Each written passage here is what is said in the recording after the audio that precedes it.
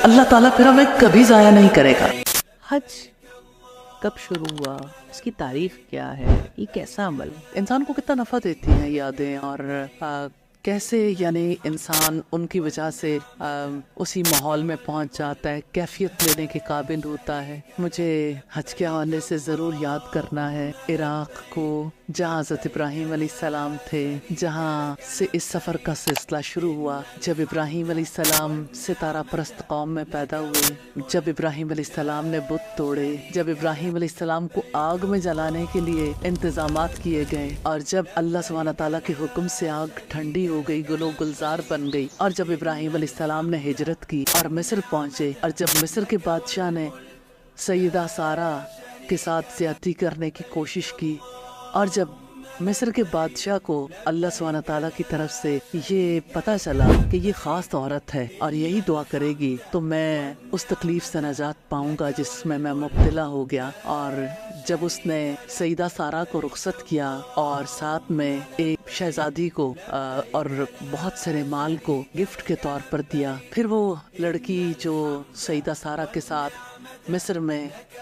ابراہیم علیہ السلام کے گھر پہ رہی، جب اس کے اچھے کردار کو دیکھا، پھر اللہ سبحانہ تعالیٰ نے دل میں ڈالا کہ آپ اس لڑکی کو ہبہ کر دو۔ پھر جب اسماعیل علیہ السلام پیدا ہوئے، پھر جب سیدہ سارہ کے دل میں تھوڑا یعنی فیلنگز ڈیولپ ہوئیں اور یہ اللہ کے بنائے ہوئے پلان کے مطابق تھی، پھر جب ابراہیم علیہ السلام انہیں لے کر بیاب و گیاہ زمین مکہ میں چھوڑ کے آئے، اور پھر وہ کیا وقت تھا، کیوں نہ یاد کریں اس مشکیزے کو اور اس کے پانی کو اور ان کھجوروں کو، اور پھر اس وقت کو اور اس مقام کو۔ میں اس بستر کو بھی یاد کرنا چاہتی ہوں، ریت کا بستر، ریت کا تکیہ، اور میں اس محبت کو بھی یاد کرنا چاہتی ہوں جو ایک بچے کے ساتھ اس کی ماں کی تھی، اور میں اس باپ کی دل کی تکلیف کو بھی یاد کرنا چاہتی ہوں جو اپنے بیوی اور بچے کو اللہ کے حکم سے چھوڑ کے جا رہا تھا۔ اور پھر میں اس توکل کو کیوں نہ یاد کروں۔ سفر حج کے لیے ہم جس گھر میں جاتے ہیں، ان جذبوں اور ان خصوصیات کے بغیر تو وہ گھر نہیں بنا تھا۔ اور سیدہ ہاجرہ نے جب ابراہیم علیہ السلام سے پوچھا تھا کس کے حکم سے مجھے یہاں چھوڑے جا رہے، اور ابراہیم علیہ السلام نے سر جھکا دیا تو آگے بڑھ کے سوال کیا کیا اللہ کے حکم سے، تو انہوں نے ہاں میں جواب دیا۔ تو سیدہ ہاجرہ کا یہ کہنا کیسے نہ یاد کروں کہ اللہ تعالیٰ پھر ہمیں کبھی ضائع نہیں کرے گا۔ مجھے حج کے حوالے سے یہ الفاظ ہمیشہ یاد رہتے ہیں،